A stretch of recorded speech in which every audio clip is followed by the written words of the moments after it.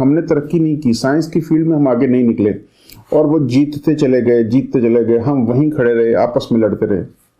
لیکن پچھلے 25-30 سالوں میں ترقی کی جو سپیڈ دیکھنے میں آئی ہے، ناظرین آپ سوچئے امت مسلمہ آج سے 20 سال بعد کہاں کھڑی ہوگی؟ امت مسلمہ تو دور کی بات، یہی سوچئے کہ ہم پاکستان بطور ملک، بطور قوم آج سے 20 سال بعد کہاں کھڑے ہوں گے؟ آج مغربی ممالک میں کیا ڈسکشنز ہو رہی ہیں؟ کبھی انٹرنیٹ اٹھائیے، کتابیں کھولیے، دیکھیے وہ کیا ڈسکس کر رہے ہیں، وہ کیا ایکسپلور کر رہے ہیں، کس چیز پہ تحقیق کر رہے ہیں۔ وہ اب ہمیں اپنے مقابلے میں گردانتے نہیں، ان کو پتہ ہے کہ ہمارے پاس کیا کیپیبلٹی ہے۔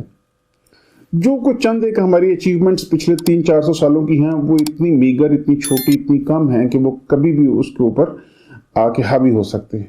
تو جو سائنس کی یہ جو جدید ترقی ہے، یہ جو پچھلے 3 ڈیکیڈز میں جتنی ترقی سائنس نے کی اور جس تیزی سے چیزیں چینج ہو رہی ہیں، اس سپیڈ کو کہیں ہم میچ کر پا رہے ہیں؟ ہم بطور قوم امت مسلمہ اور ہم پاکستانی کہاں کھڑے ہیں؟ ہم نے کیا اچیو کیا؟ ہم نے بایولوجی میں، میڈیسن میں کون سی دوائیں ایجاد کی؟ ہم نے کون سی نئی اس میں چیزیں ایکسپلور کی، ڈسکور کی؟ فزکس کے میدان میں ہماری اچیومنٹ کوئی بڑی نظر آتی ہے تو ڈاکٹر عبدالقدیر اور ڈاکٹر عبدالسلام، اس کے بعد اور ان کی بھی کیا اور کتنی بڑی اچیومنٹس تھی۔ ہماری یونیورسٹیوں میں ہماری تحقیق کا کیا حال ہے، ہمارے مقالوں کا کیا حال ہے، ہماری کلاسز کا، ہمارے ٹیچرز کا، ہماری ڈگریوں کا کیا حال ہے، ہماری یونیورسٹیاں کہاں کھڑی ہیں؟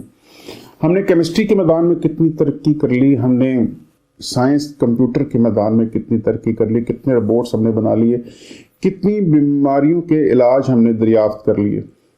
ایک بہت چھوٹا پورشن ہے، 0.00 سم تھنگ میں کہیں ہوگا، ہم نے کچھ کنٹریبیوٹ نہیں کیا۔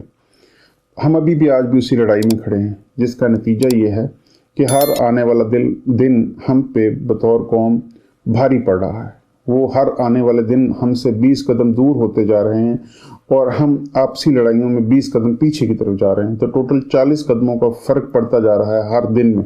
سوچئے 20 سال میں یہ فرق کتنا نمایاں ہو جائے گا، ہم کہاں کھڑے ہوں گے اور وہ کہاں کھڑے ہوں گے۔ آج بھی اگر ہم نے ہوش کے ناخن نہیں لیے تو یقین جانیے ہمارا نام تک نہ ہوگا قوموں میں۔ یہ بات درست ہے، نبی پاک صلی اللہ علیہ وآلہ وسلم کی کہی ہوئی تمام باتیں، ان کی احادیث، ان کی پریڈکشنز جو انہوں نے فرمایا، اس پہ ہمارا ایمان ہے کہ وہ منوان 100% سچ ہے، درست ہے۔ یہ بھی ہمارا ایمان کا حصہ ہے۔ ایک دن آئے گا کہ پوری دنیا کے اوپر مسلمانوں کی بھی حکومت ہوگی، لیکن دیکھنا یہ ہے کہ اس تک پہنچنے کے لیے ہمارا عمل کیا ہے، ہمارا کردار کیا ہے، ہم کر کیا رہے ہیں اور ہمیں کیا کرنے کی ضرورت ہے۔ آج بھی اگر ہم نے ان کی سپیڈ کے ساتھ میچ نہ کیا، ان کو کمپیٹ نہ کیا، اور ان کو کمپیٹ کرنے کا ایک ہی طریقہ ہے، وہ ہے علم، وہ ہے نالج۔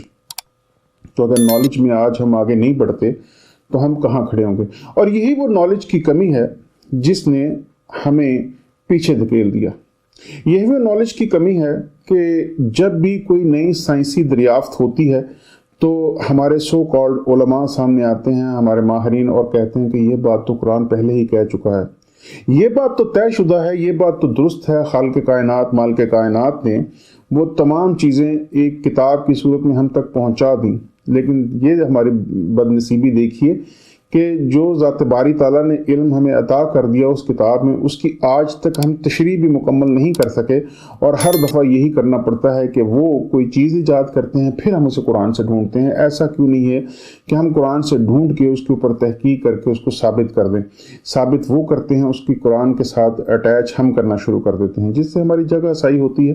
یہ نہیں ہوتی اگر ہم نے بھی یونیورسٹیاں بنائی ہوتی، تحقیق کی ہوتی قرآن کے اوپر، اس کی زبان کے اوپر، کلام الہی کے اوپر، اس کی تفسیر کے اوپر ایک یونینیمس اوپینین ڈیولپ کی ہوتی، اس کی تفسیر کے حوالے سے، انڈرسٹینڈنگ کے حوالے سے، تو آج ہم ایک امت ہوتے، ایک قوم ہوتے، اور پھر ہم ان کا مقابلہ کرتے۔ وہ ہم نے نہیں کیا، ہم آپسی اختلافات میں لگے رہے۔ یہی وہ وجہ ہے جس سے ہم نے اپنے ماضی کے کارناموں کو، جو جتنے بھی تھے، جیسے بھی تھے، ان کو بھی دھندلا دیا۔ یہی ہماری کم علمی تھی کہ ہم نہ صرف جنگ کے میدان میں پیچھے چلے گئے، علم کے میدان میں پیچھے چلے گئے، معیشت کے میدان میں پیچھے چلے گئے، اخلاقیات کے میدان میں، معاشرت کے میدان میں، ہر چیز میں ہم ان سے پیچھے جاتے رہے۔ انہوں نے اب یہ بدنصیبی کہیے یا یہ ہمارا ایک سو کالڈ ڈھکوسلا کہیے کہ انہوں نے ہمیں ہمارے جو اس وقت کے حکمران ہیں، جو عمراء ہیں امت مسلمہ کے، ان کو عیاشیوں پہ لگا دیا۔ میں اگر نہ لگنا چاہوں تو مجھے کوئی نہیں لگا سکتا، مجھے تب ہی کوئی لگائے گا جب میں لگنا چاہوں گا، جب میرے دل میں لالچ ہوگا، کھوٹ ہوگی، جب ہم اپنے نبی صلی اللہ علیہ وآلہ وسلم کے رستے کو چھوڑیں گے تب ہم نقصان اٹھائیں گے، جب قرآن کے رستے سے ہٹیں گے تب نقصان اٹھائیں گے۔ ہم نے قرآن کا رستہ چھوڑا، ہم نقصان اٹھا رہے ہیں، نقصان اٹھاتے رہیں گے۔ ہم تعلیم کے میدان میں پیچھے جائیں گے، جبکہ ہمارے نبی رحمت صلی اللہ علیہ وآلہ وسلم کہتے ہیں کہ علم حاصل کرو چاہے تمہیں چین جانا پڑے۔